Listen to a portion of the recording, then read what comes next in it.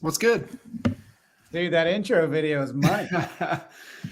Some rock stars hanging out, and man, appreciate you jumping in, and really looking forward to diving in. And you know, I always kind of use kind of your start and the things that you guys did, the discipline, the process, the hard work, right? Because that's all that matters, right? And how you guys executed that for years. Mm-hmm. And I think there's just so much, and especially with where the market and the market conditions are at, the climate that we're all in and we're all going into. If you have kind of what you have and what you built and the way you guys approached and attacked every day, it doesn't matter what the market's doing. No, right? and we're going back to those habits, the 7:30 habits again. We got away from them as everybody got seasoned. Yeah. And now we've got a couple new guys, and you almost have to. It's getting hard. Is it seasoned, or is it you get to a certain point and it's kind of some inertia that causes some complacency? Like what do you think it was to where maybe, why you guys maybe kind of got away from it, or most people do kind of break away from those success habits? Yeah. So our old routine was everybody get in the office at like 7:15. We start sales training from 7:30 to 8. And we did it for 5 or 6 years. And I had the same agents and I still have a lot of them for, call it 7, 8. The longest one's been with us for 11 years. So I think their skill levels got to a certain point to where I thought they were sharp enough. And then the market got really easy, and we built a big enough pipeline to where we didn't have to hit the same type of leads anymore. Laziness kicked in a little bit as well. But now, you can't be lazy. Transactions are down by 30% in the market. Listings are starting to sit. It actually takes some skill to move product and get sellers on board these days. Yeah, I agree. And, you guys are in the Charleston market. So being able to be 30%, and, I think that's kind of what we're seeing, right? Anywhere from 25 to 50+% across the country, just kind of dependent. I think inventory levels, in some markets, they're less than even they were last year. Even with rates, obviously every market is different and, unique to itself. But you got to know those numbers. So getting back to, right, knowing what you guys were doing, the fundamentals that were working, what is that going to look like for the company moving forward? What it used to look like. Get in sales training 7:30 to 8, hit the phones, knock out at least $200 a day. And then if you do $200 a day and you've got any bit of skill and you're fairly trained, you're going to do deals and you're going to make money. So just getting back to the basics. Yeah. So, those basics, those fundamentals, and those were the things within your control, right? Yeah. So being able to do that, and, you guys were running and gunning. Not everybody was really tied down, didn't have littles. So obviously life has happened. Do you see that could be a little bit of a constraint, or that really, you just got to restructure your days for success, and this is how it has to be? Yeah. Not really. None of us were married back then. None of us had kids, but we do now. And everybody can still work that same schedule. You can work, you can build your schedule out, and then you can obviously build your life around that schedule. And if I can get my guys to just stick to it, I know it works. I've done it in a good market, a bad market. I got started in 2011 and the market that was kind of the bottom. And the market was terrible. So then it just got easier and easier and easier. Like 2019, 20, 21, 22, we're all just on fire, and you could trip and fall into a real estate transaction, but that's changing. Right. So for you, and I think this is good, just kind of these agent to CEO conversations. That's why I'm so excited to have you on, because, just the evolution of you coming in, right, starting out and just being hungry. and surrounding yourself with people that were just as hungry, Mm-hmm. and really creating that, hey, we're pushing it each and every day. Hitting the gym, getting in, sales training, boom, we start, the outbound reach, proactive reach within our control. And, looking at kind of like even Hermosi's, core four on the lead side, the cold outbound is essentially what you guys built the whole business on.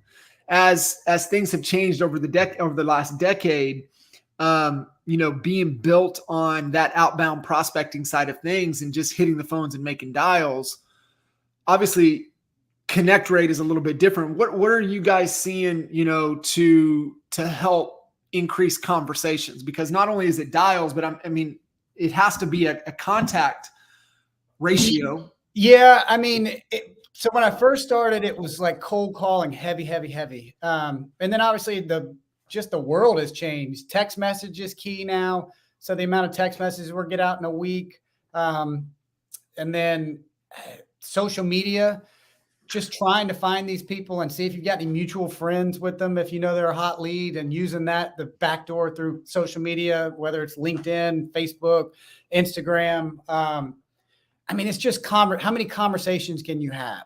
Yeah. If these people came into your website, they're clicking around on houses, they have a little bit of interest at some point in buying houses. And then if it's a FSBO canceled or an expired, they've raised their hand and said they want to sell. So like, how can I talk to that person?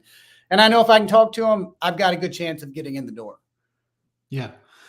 So Caleb, you look at it, and if we just kind of break down, we can talk about the evolution and kind of where your growth went, which was one of the key ways to grow any business, is you focused on per transaction value, right? So you understood what your time was worth, and then made some strategic decisions for you, and really understanding that your business is just a vehicle in pursuit of creating other opportunities and other vehicles for you to find freedom. Yeah. Back to traffic, right? So if we go traffic conversion fulfillment, on the traffic side of things, you mentioned a couple of things, right? And so as I think we start to see the emergence of properties that are coming to market that are failing to sell, as you start to see even some of these, people that have the belief they can do it on their own, and being able to really, who can we connect with, using event-based calling, all of those type of things. From a traffic side, like, where are the hooks? What are the offers? What are you guys seeing, anticipating, especially a market like Charleston that you're moving into, to get people even engaged or interested in wanting to talk to you? Yeah. I'll tell you, the cash offer program's working. It at least gets you through the door. Now, do the people end up selling to us the majority of the time? No, but they end up listing the house. So I'd say that one's one of our best ones right now. And the conversation's simple. It's you get in the house, and it's, hey, Mr. and Mrs. Seller, we offer multiple options. Some sellers, we go into the house and they want to turn the house upside down, shake every penny out of it. If you want to go that route, you need to put it on the open market. Or here's our quick, pick your closing date, no closing cost, no real estate commissions. Here's your offer, and you're out of here when you want, and you can leave behind whatever you want. And you'd be surprised at how many people do take that option and sell you the house. And they know they're taking a haircut as far as price. Where is that message getting out, right? Like, what platforms are working well to get that message in front of those type of motivated? So, and I love what you're saying here too, because this is really important, I think, for everybody listening in, is that if you could zero in, right, you had to pick one, right? Who am I going after? What is that ideal avatar? I think from a production side, it's motivated sellers, period. Yeah. It's the industry of distress, which is motivated seller. So what platform, like, is it all platforms? You get the message out in many ways as you can. Like, where is that message resonating as far as connecting to the eyeballs of the distress motivated seller? So we hit you from land, air, sea. We hit you from every angle. It's calls, calling, texting, email, mass email blasts, email drips, direct mail, We do pretty much anything except for billboards, radio, TV. We haven't ventured into the high spend marketing. So are you just playing off of data, or are you throwing hooks out there with ads? Like you said, you mentioned direct mail, like getting people to raise their hand, opt into something, or are you just like finding data and just doing a lot of calling into the data pools? Data. Yeah. And so I think going that data route, being able to really target who your ideal client. Now, explain, your strategy, your take going after the motivated, distressed cash offer type of opportunity. I mean, our strategy is to buy it first. It's just cleaner, easier. We make more profit when we flip the house. So I don't know how much everybody knows about our businesses and how they work. Should I share that a little bit, because I was kind of leading into the evolution, and I think this is important for everybody to listen to, because you're in the trenches, you're slinging houses, you're getting in front of motivated sellers, motivated buyers. Had other agents that were slinging, doing deals. We had one agent that we identified that was just a rock star on the phones. We just kept him in the ISA role. Like, we just kept going, and your whole model was really anchored around, understanding the core four from Hermosi, the cold outbound reach, right? You built your whole empire off of that. Yeah, and it's still pretty heavy. So I started off, it was just me, got into mastermind with you guys. Y'all taught me pretty much anything and everything that I know, but it was heavy outbound and heavy discipline, like just hitting calls every single day, really 7 days a week for like the first 5 years. Then we added some agents that came on that were mostly buyers agents. Then we added inside sales guys, and I was running probably 20, 30 listing appointments a month. I was just beating the streets, and I worked my tail off, but it was a lot. It was mostly my time, my energy, my efforts, and a lot of hours.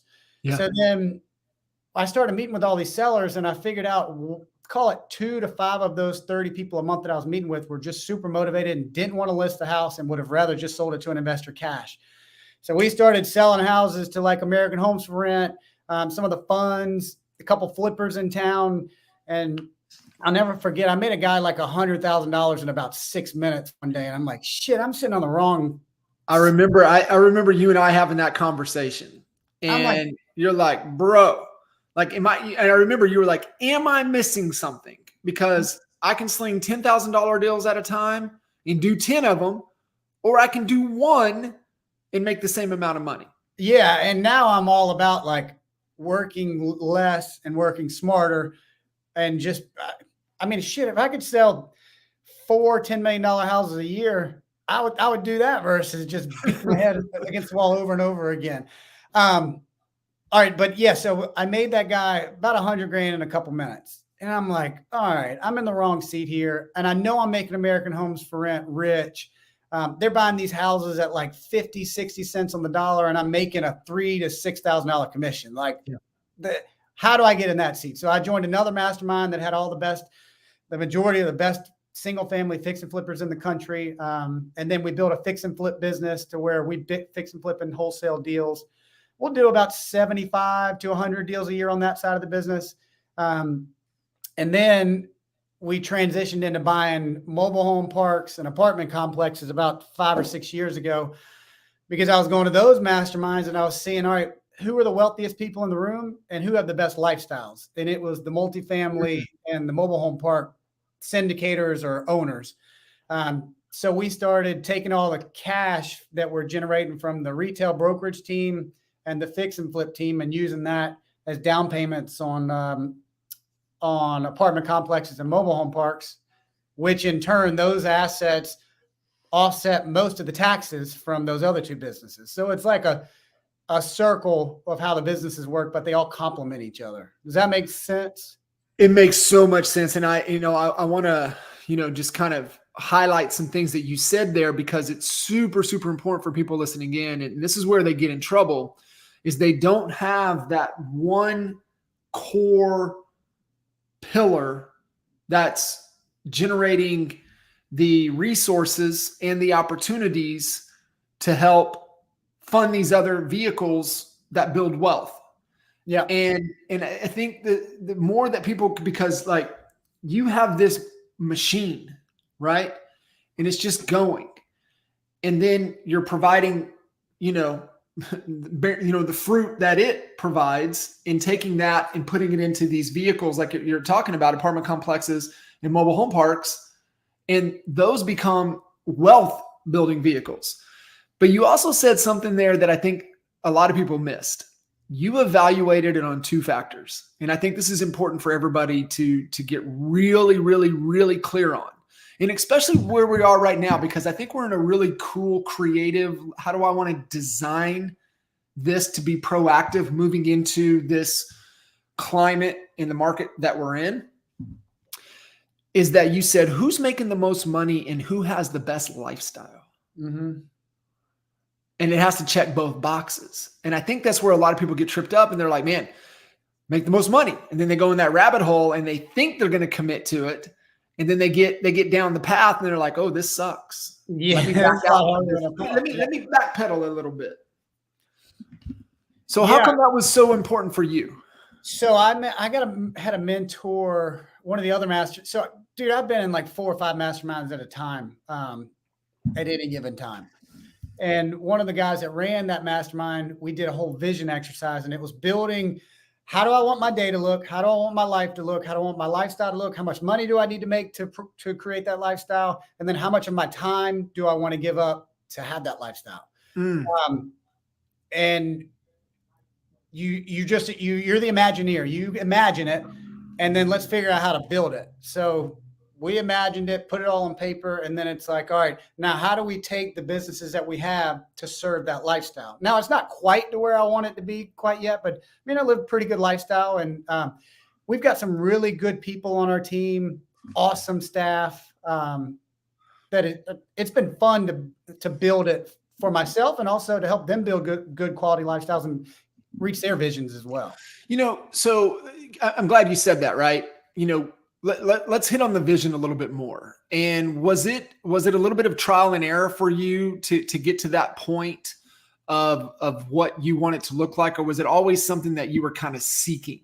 You're like, man, I want to make as much money as I can with the least amount of effort, time, and energy on my part, as well as build wealth. Or was there something that just kind of like, I can keep grinding, but I ain't getting nowhere? Yeah. Was there something that just kind of woke you up?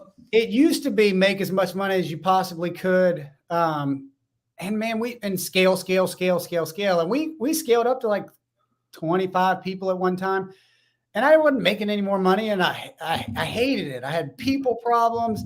And then we scaled it back down and we just had a bunch of warriors like Brandon, who, has been with me forever. Justin, same way.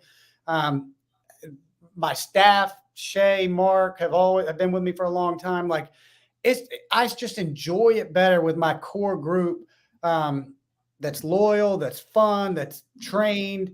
It was an easier lifestyle. And then I said, all right, how much money do I really need to make to fulfill that lifestyle that I want? And it's not $3-4 million a year. Right. I mean, could I go out and chase $3-4 million a year? Yeah, I could. Sure. But I don't really want to anymore. So I figured out what that number was, and I figured out what type of efforts I need to be to get there. And honestly, dude, when I backed up and laid off the gas a little bit and started looking at bigger opportunities, I actually started making more money. That's amazing, isn't it? And I think that's, where a lot of people miss, right? They just get in and they just get going. Like you said, hey, I just need to sling more houses. But you can only get to a certain point where, the returns are diminished and you only have so much effort and so much time. Yeah. And the way to think about this is that if everybody's shoveling dirt with their hands, you can only shovel so much dirt. Yeah. However, if you step back, like you said, this is such a great point. If you step back and you went and invented the shovel, and then you showed up to the same dirt pit with the shovel, you just crushed everybody on the amount of dirt that you can move. That's exactly right. It's once I stopped and stepped back, I didn't realize how many big opportunities were coming across my plate, and I didn't have the time to focus on them or even capitalize on them because I was too in the weeds. Mm-hmm. So then once I stepped back and started looking at, all right, how would this look? How much of my time would this take me to get the deal to the finish line? And then boom, you've got $1 million or plus of equity in a deal and you've actually built wealth, where I could have never done that when I was running 30 appointments a week. I mean, a month.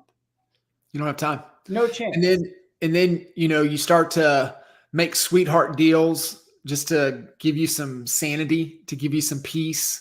And you're making those sweetheart deals with people on your team. Yeah. And that's where then, you're buying some freedom, you're buying some time. However, that hurts the business and not able to really truly run it like a business. I want you to touch because, a lot of people start out on this path with friends, people that they've known, family members, right? And trying to run a family is messy. And so we always want to try to structure it and run it as a team. How have you been able to, because you mentioned that core that have been with you for so long, a lot of them were friends and family starting out. How have you been able to, over a decade, to make that dynamic continue to work? That's a good question, because I remember y'all warning me. We were in St. Thomas at one of our masterminds, and you said, what the biggest plus and the biggest benefit and the biggest threat to your business is your family, because I had all family and friends working with me, and they still work with me today. Knock on wood. And I didn't bring my brother up earlier as well. He's been with me for 10 years. Yeah. But I think just setting boundaries on how things will look, being transparent with them about, hey, here's what the true numbers of the business look like. Justin and I actually started the home buying business together, and he realized that he just wasn't built he didn't want to own a business. He just wanted to sell. So I think everybody's just got in the right seats. They're all happy with where their setup is now. And just one of the things that you taught me is doing one-on-ones every quarter and sitting down with them, make sure everybody's heads, seeing where everybody's head's at, and we're all still working in congruence and rowing in the same direction. And it's been great. I wouldn't trade it for anything. No, I mean, what you've got is really, really awesome, really cool. And I've got a young couple in Idaho. Anthony, he reminds me so much of you. And, getting his business dialed in, because he's more about life and freedom. They've got a young family and, wants to spend more time in the sun than in the cold. So, splitting time in another state. Also big on the investment side of things, right? Utilizing your business for multiple pillars that can, get into vehicles that provide real wealth. And running into that juggle too, right? With the family and things. And one of the conversations that we've been having, and I've been pushing on them, and I think this took you a minute, right? This is where you kind of, you step back, man, what's the vision? Mm-hmm. And one of the things that really resonated with something Ed Milet said not too long ago, he's like, man, you have to make sure that your vision is so big that the people around you that are a part of, they want to be a part of what you're doing, because they believe that they can achieve their dreams within your vision. Mm-hmm. Yep. And the point is their vision too. Like, it can't be only about your vision. Like, you need to sit down with all your people and know what their goals are every year. Because it definitely can't be about you, because at some point, everybody's going to think you're the one making all the money and having all the success and your name's at the top of it. But like, it needs to be about them too, and figuring out what they want, and can you help them? How can you get them to where they want to be within your organization? And if not, sometimes people will spread their wings and go do their own thing. Yeah. Yeah. And I think you can't hate on anybody for doing that. No, I mean, if you know their dreams, right? And you really step back and you're like, man, I can't create that opportunity for you, so I can help you. And I remember, Coach Cliff. I remember Coach Cliff. He was coaching with me and Wally and with Jay and Michael and at NAEA. And I remember on one of those one-on-one sessions, he told the boys, right? He's like, man, I want to make $1 million a year. And I remember having the conversation with Jay after, and he's like, man, I don't have a vehicle that can create that for him. And this was prior to EXP. And then look how the tides have turned, right? You know, I mean, who's the sponsor that brought us all in? Cliff Freeman. So I didn't know that, but that's good. So, but you look at that, right? And I think when you have great people and you try where I think, Joel Perso shared this with me, and he has this belief, and it to your point with what you just said, is that you can design your business with your people, and you can either help them if they want to spread their wings, and you don't have an opportunity really for them if their dreams are that big, then you can either make it a divorce or you can make it a graduation. Mm-hmm. And that's just been such a great reminder, right? You know, because you're building a vehicle that's helping you get to your freedom. And yes, it does provide opportunities and helps others. But at some point, if somebody's aspirations and dreams are bigger than that, don't hold on to them. That causes a divorce. Let them go and just know it's a graduation. Sure. Right. And you can't be mad at them. I mean, I had Amanda who was with me forever. You know, she was there when you coached me a long time ago. She just left about 2 months ago. Was a great, loyal agent for a long time. And obviously she got into flipping some homes and just had bigger aspirations and went to spread her wings. I couldn't be mad at her. Right. Then Brandon, who's been with me forever. I mean, he knows he could go do his own thing if he wanted to. But he likes that the team supports everything that he doesn't want to do. He makes what he wants to make out of it. And then my goal is to continually to educate these guys and give them other opportunities outside of just selling real estate, or education on how to do things to where they can build their income and build their wealth and leave a legacy for their family, build the quality of life they want. Like that's what I try to provide. Yeah. And, you know, allow them to find that freedom within, right, for themselves. Yeah. And it's so cool. So looking at these agents that are, you know, coming out of kind of these unicorn years. And I think for you, if you didn't have that experience in 11, 12, 13 coming in, and what's great is that you've got key people that rode that time with you, that understand that foundation and those habits. So being able to come back together, getting back into that, you know, into that routine and those rituals together. Right. And that's what it takes. It's just, you know, like, it's just the whole thing, right? Like, you're not going to quit smoking if all you're doing is hanging around smokers. Yeah. And so you want to reestablish that environment. What would you tell to agents that are, because I believe this is right. I believe if you're back on your heels, if you're waiting for business to come to you, you're going to be out of the business. You probably won't make it to the summertime. What do you tell agents? So it's really interesting because I have people that were with us back in 2011, 12, 13, 14, when things were really hard. And those guys are coming to me saying, Caleb, this doesn't feel right. Like, I don't think the new guys understand, because they came in when everything was peaches and cream and everything was easy. They're like, I don't think they understand what's coming or how hard things can get. And they never had to have those habits that the guys in 11, 12, 13 had. So those guys, it's interesting. I can watch them and their habits have, like, their discipline is back. Their actions are double, triple what they were. Like, those guys have a little bit of fear in them and a little bit of extra grit. And the newer guys just haven't seen it. So I don't think they're fully aware of how much the market can just go whoop and turn upside down on its head. Yes. And the buyers disappear. The buyers, you look to the side and you're like, where are they? They're just gone in the market. And I feel like that could happen. Yeah.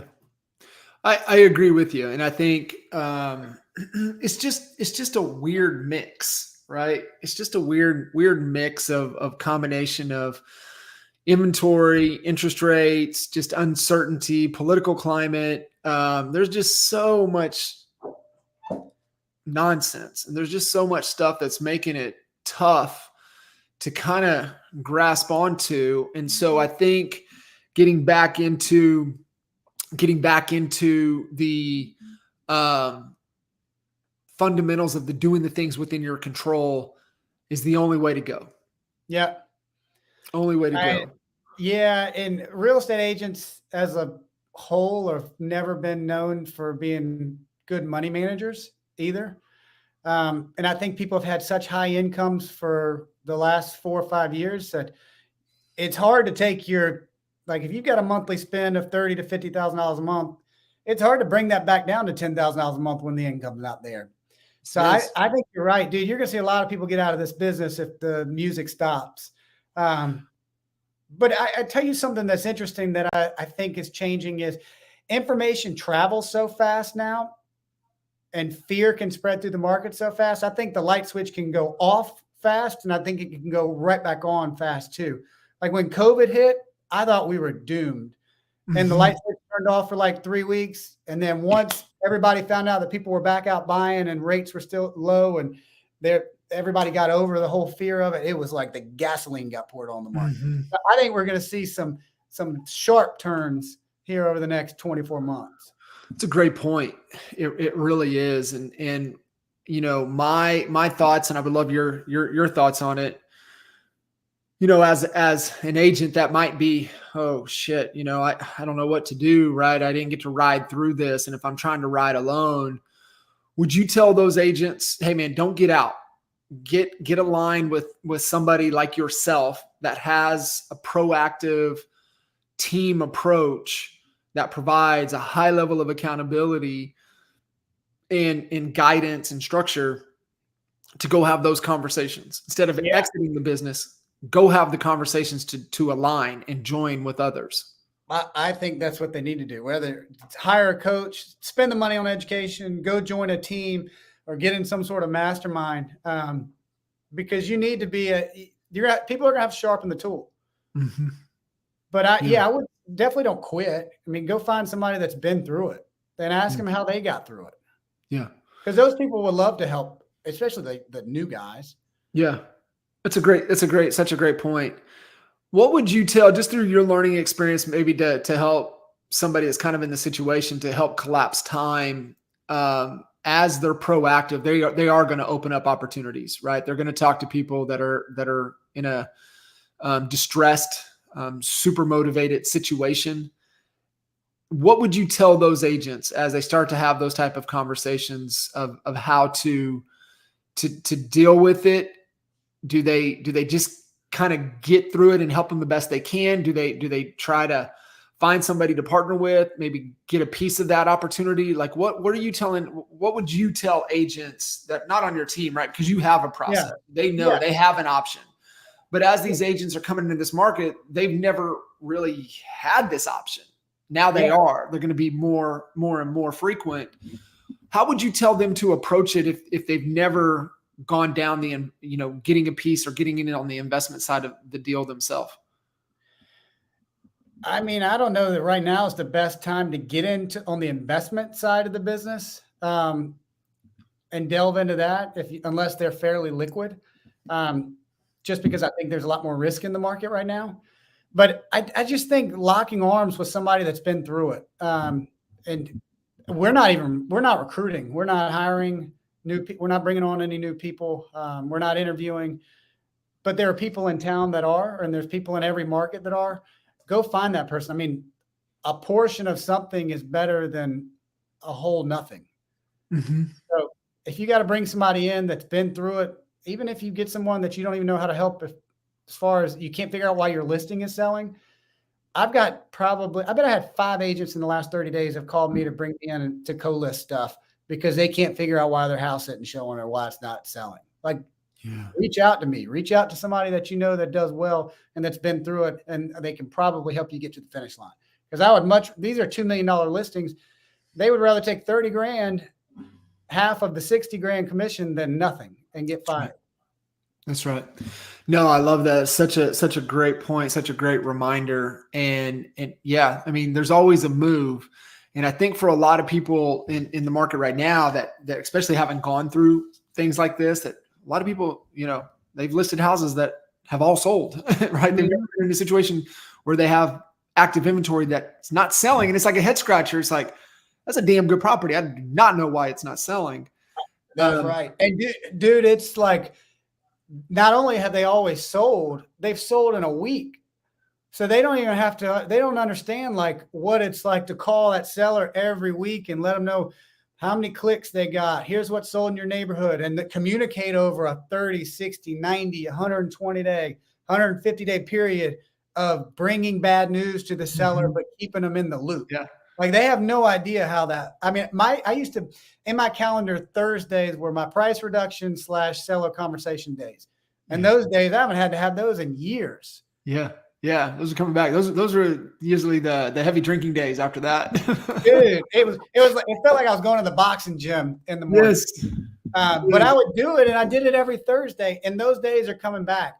Yeah. Communication is going to be the number one reason why you're going to get fired as a real estate agent. Yeah. Especially as a listing agent, but listings are key, especially in a market like this. So people are going to have to get better at communicating and staying in touch because they just haven't had to. So I love that you said that. I want you to unpack and define communication, because just because you talk to them doesn't mean you're communicating to them. So like if you were to create the communication checklist of checking in with clients to where you're not going to get fired, yep. What are like the things every time they have that conversation, they need to be checking the box mentally that they covered these points every time? Dude, it's easy. And there's so much data out there. Every Monday, reach out every Monday or Tuesday, really Monday, because when are sellers the most disappointed? After the weekend when their house didn't sell or didn't show. So every Monday, making the phone call, telling them what sold in the neighborhood or what sold that's around them that's comparable. Send it to them, explain why that probably sold and why yours didn't. How many showings were in that price range and showing time. That's easy for you to pull. Just the more data that you can put in front of them. Is the market going up or is it going down? Send them a graph. I mean, that data is easy to pull from the MLS as well. People make decisions based on fear or pleasure. And if the market's going down, they're going to make a decision based on fear. Are they going to chase the market all the way down, or are they going to get ahead of it and just get it off the table and cash in the chips? Because everybody's sitting on a lot of equity right now. Yeah. And I think too, the other point in the communication, and this is super, super critical to remember. And I think a lot of agents didn't even understand how important it was when you have that initial conversation to dive really deep on the real motivation, the real goal of why they're wanting to sell or buy, because buyers and sellers have selective amnesia the longer the process goes on, and especially when they get an offer. Mm-hmm. So I think it is so important that in your initial consultation, that initial conversation, we do it in the seller counseling interview. We do it the very first, the hard questions, hey, where are you trying to go? Waving the magic wand by when? What happens if it doesn't sell? Best question you can ask.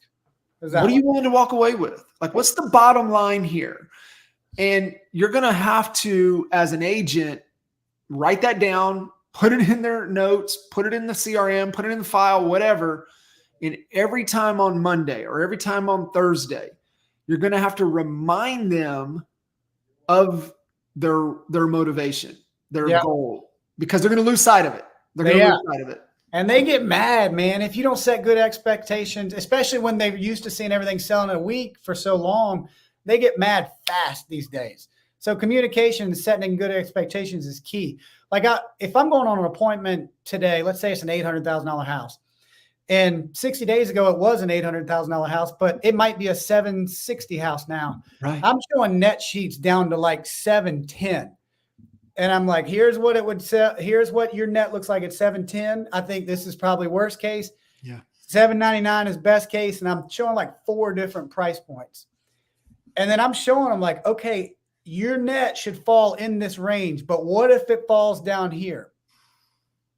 And if they're saying, all right, we would be okay with that, but we don't want that. Like I go back to that over and over again, like because price sells homes, price and condition. It does. And I think, to your point, go in with multiple net sheets, right? Go in with multiple numbers and kind of, because this, even if the market is sliding like you're talking about, right? It might've been 800. They're already thinking 810, 820, 825 in their head, right? They're getting rich off of the calculator. Yeah. And so you've got to allow, like you said, the data, so that they come to their own conclusion, showing them the number. And then they're like, okay, yeah, we'd be okay with that. It's not what we want, but we would be okay with that. Yeah. And then you just have to have that in your back pocket, every conversation that you have with them. Yeah. And you could say, hey, your neighborhood had 30 showings over the weekend and you didn't get any of them. That means everybody saw your house online and said, that's too much for what you're asking. And they didn't even come look at it. So like, let's get realistic here, or you're going to start chasing this thing down. And I think, to your point, the same principle here is the same conversation you've got to have with your team members. And you go back to the data, right? So like what you're talking about is that we're going to come in, we're going to make phone calls. You said $200 a day should equal number of conversations. Yeah. Like if you're not yourself, but also running and trying to build a team and an organization, really becoming that true CEO of your business, if you're not relying on that data and those spreadsheets and that tracking to put right back into the front of the agents, because they have goals, like you said, in the one-on-ones. And so you've got to be able to put that data back in front of them so that they can self-correct, course correct based upon what their goals are. Yeah. And in your one-on-ones, it got to be like, are we hitting the goal or are we not? Has the goal changed? Do you understand what we're trying to do? Are you still bought into this? Do you still have the same dreams? Do you believe in what we're believing? Yeah. And, always seeking to improve that relationship. That's the communication structure when you're talking to your team members. But just like you said with the sellers and buyers, you got to lead it with the data. And it's the same thing with your team members. You got to lead it with the data based upon their goals and putting their efforts and metrics in front of them as well. Yeah. And dude, if you're not good at having or willing to have the tough conversations, you're not going to survive in a tough market. Yeah. So it's just, everybody's so used to having these easy conversations for the last few years. And that's changing. So you're going to have tough conversations with sellers and with people on your team if you want to get good results. But it's an easy conversation when you get an agreement around a goal and a metric. Correct. Yep. Because then you can just be like, what's the data telling you? And then it's like, I'm off. And it's like, well, how come it's off? Has your goal changed? Like, how come it's off? Right? Especially more to team members, right? Really allowing them to come to their own conclusion. And most of the time their effort is off. The belief in themselves. It's always because you can't cheat the numbers. Right. And that's where you have to start, man. You got to start with the effort numbers first and foremost. That's why I love it. We started the whole conversation. That's what you guys are going back to. How are you leaning in with the other team members? How are you getting everybody bought in to change? So my older guys that have been with me for so long, they're honestly doing it themselves because they've been through it. They see it. But the new guys, I mean, you almost have to force them to do it. But I'm also putting the gloves on and coming in there and listening to them. I haven't called in years, but I've been in the office over the last couple of weeks calling with them and showing them how it's done. And I mean, just showing them like, no is not an answer. You got to hit me with like 15 no's to really get me off the phone or just hang up on me. So we've been teaching it and preaching it. And every day, just like, here's our habits. Call, text.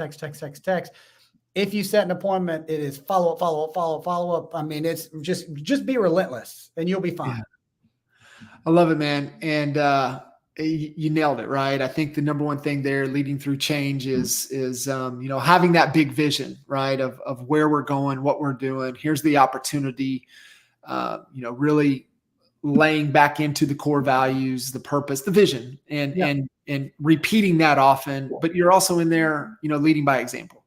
Trying to. Yeah. It's good. I love it. What are you most excited about yourself? I mean, you're in Charleston, you're out there, great market, a lot of opportunities, but as the market's changing, you've got great people around you. I mean, what are you excited about moving into the new year? I'm excited about everybody having the real estate license and succeeding in the business.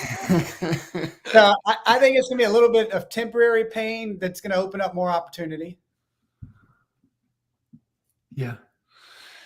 Yeah, I'm with you. You know, that's one of the things that I think there's a lot of opportunity. And you know, Brandon, I was on with Brandon Town yesterday and his team and his organization, and he said he said I've heard you say that opportunity. What I mean, like, why are you so excited about the opportunity? Where is the opportunity? And it's what you said, right? I mean, it's the thinning of the herd. You know, the Yeah. true experts, the true advisors, the true knowledge agent. The smartest agents will survive. The smartest agents will not survive. The smartest agents will thrive. Yeah, Moving dude, forward. it's interesting the calls that we're starting to get in on our home buying business. The distress has changed. Like you can feel it. And it about a year ago, every seller that called in thought they had the golden ticket and the most valuable thing on the market. And now they're calling in. They're like, "Yeah, we understand that things are sitting a little bit longer. This thing's not selling, and the house down the street's not selling either." Yeah. It's just you can feel a little bit more fear and distress than you have been in the last couple of years. This is an opportunity, like you said, as that expert advisor, that leader, not only leading yourself, leading your team, leading your clients, leading your community. To me, that's the opportunity is being able to lead at such a high level when there's such a leadership void. You know, there's the skills that you guys are focused back on that has been a void. Getting back Yeah. into the fundamentals of sales and marketing and how to articulate your value and overcome objections and not take the first no. But then there's also a leadership void. And I think everything that you've kind of articulated and talked about is exactly what everybody should be thinking about moving forward. Yeah, I got lazy, but I'm not. I'm getting back. I'm coming back hard. No doubt you will. No doubt you will, brother. Man, it was great seeing you a couple weeks ago. Great, always catching up, and you know, I really appreciate you carving out the time, jumping in here and adding a ton of value. No, I appreciate you, bud. I mean, you were my first coach, and I wouldn't be anywhere where I'm at right now if it wasn't for you. Well, you were a great student and took massive action. So, and definitely, you know, rooted in discipline, rooted in a you know, trusting a process, and then not afraid to put in the hard work, and then getting everybody from a leadership perspective bought in and believing to do the same thing. Mm-hmm. And that was contagious for you guys. And Yeah, I think it's so important. Such a great lesson for everybody. it's been fun. Yes, sir. All right, brother. Appreciate you. Appreciate you guys. Talk to you soon. See ya. See ya.